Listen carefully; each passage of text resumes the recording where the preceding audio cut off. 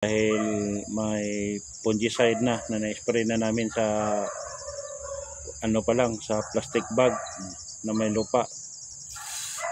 At tataniman na namin ito ng Zamboanga Red. Ito, pumutok na yung buto ng papaya.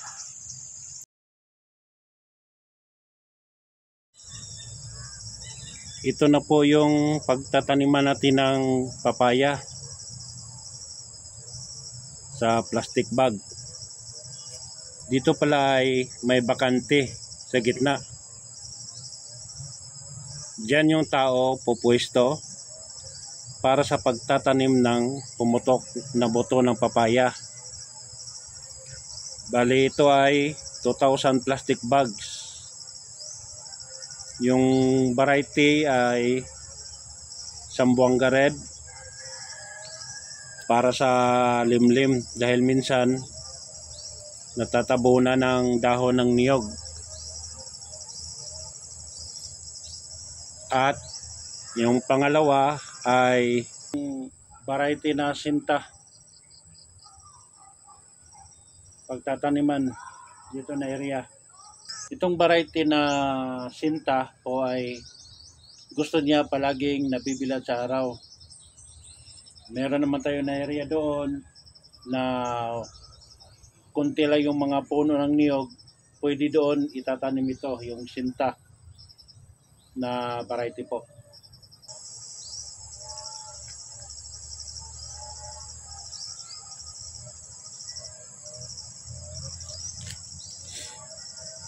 Dami nito, dalawang variety na papaya po. Ito nag-spray kami ng para sa punggos. Oo. Ito palang punggos na pinispray namin ay para ito sa puno ng papaya para hindi malata. Dahil may fungicide na na-spray na namin sa pa lang, sa plastic bag na may lupa. At tataniman na namin ito ng Zamboanga Red. Ito, pumutok na yung buto ng papaya. Ito pala dito na area ay pagtataniman namin ng Zamboanga Red. Dito. Kalahati dito. At doon naman yung sinta na papaya na variety.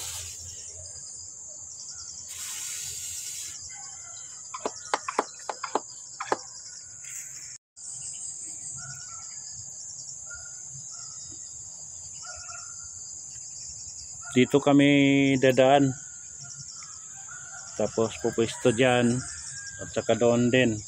May bakante din doon sa gitna para hindi mahirapan pagtanim. At ito itatanim na namin yung Zamboanga Red.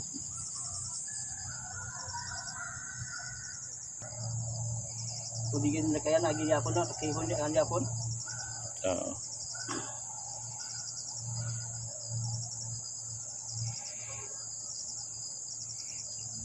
Pagtanim pala namin dito na putok ng buto ng papaya ay minsan tag 6, 7 yung buto niya na pumutok. Halos dami tayong gayo. Sobrang tayong similya. Dahil marami yung similya. Saka pagpipilian din ito, pagtanim nandun sa area, may pa rin may minsan may lalaki, kaya pinuputol na namin pag laki na ng papaya na malaman namin kung ba siya, babae ba o lalaki. Sa bawat tanim taglilima, pag lalaki na siya, doon na malaman namin kung lalaki ba o babae. At saka maganda yung puno ng papaya na babae, yun ang pagpipilian namin na iwanan, bali isa na lang.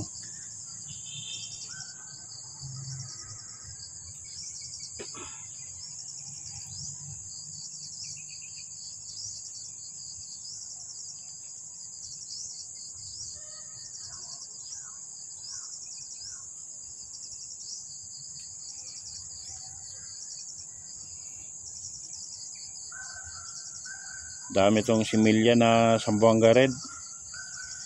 Yung natira dito, ibigay na namin doon sa kaibigan namin para magamit din niya, para hindi masayang din.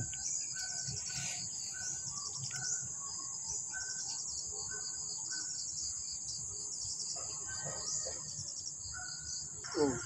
Ako ito na ito. Tumawa talaga hapon. Hmm. Paano lang sa vlog kita paano si Jan doon.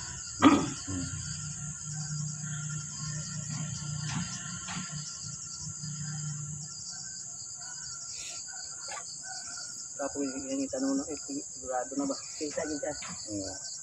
Ito pala yung partner ko sa papaya, si Ronald. Ito yung buddy-buddy ko dito sa papaya.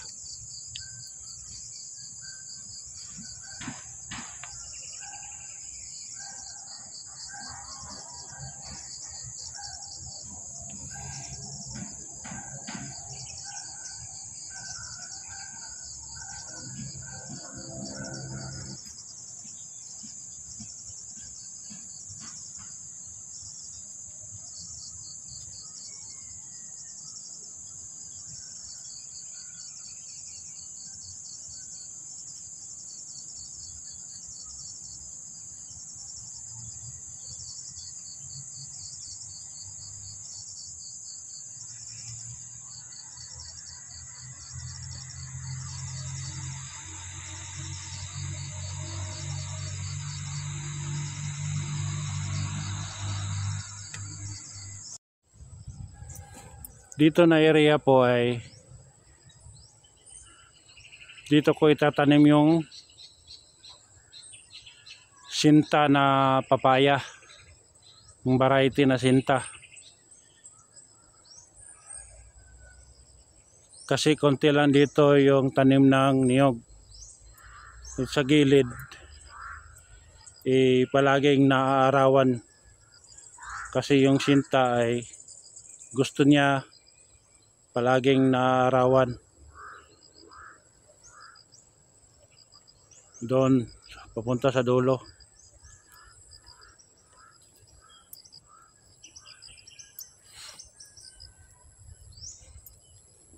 Doon. Saka dito. At sa kabila naman, sa maraming niyog, doon na yung Zamboanga Red. Minsan kasi natatabunan ng dahon ng niyog yung Zamboanga Red, pwede siya doon tatanim.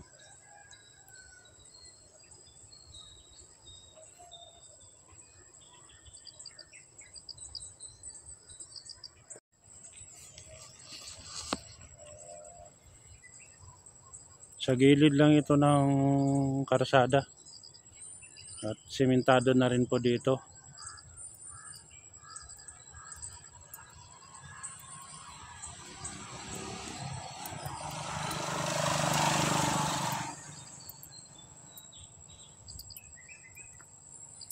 Madali lang ito pag magbenta ng papaya, malapit lang sa daan.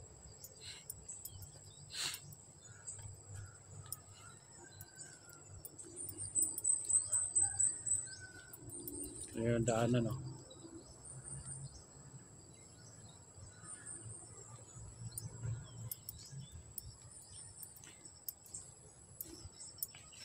Hindi gaano marami yung mga puno ng niyog dito.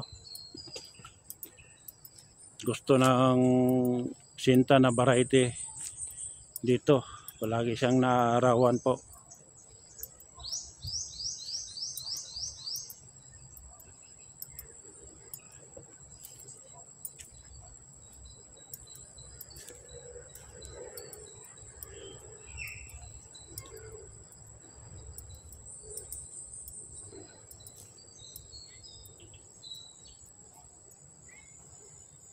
Diyan. Sa kabila naman dito na area puyat ito na durian. Ibang mayari niyan. Mga puyat yan na mga puno ng durian.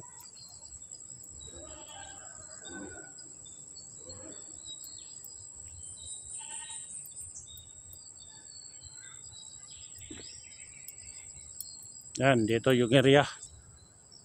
Pagtataniman ko ng papaya na sinta, yung variety.